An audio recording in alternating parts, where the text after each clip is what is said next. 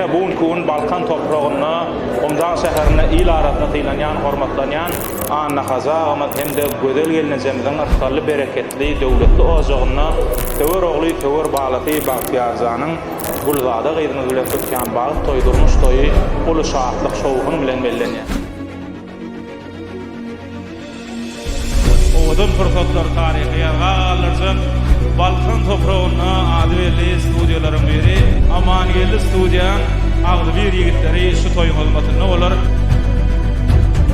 özüniň ajaýyp dep kakularyna tagar bilen ajaýyp heňler bilen halkymyzyň höýgüsini adanyň sunuwatyň beý ogly Ýafar Ýysyp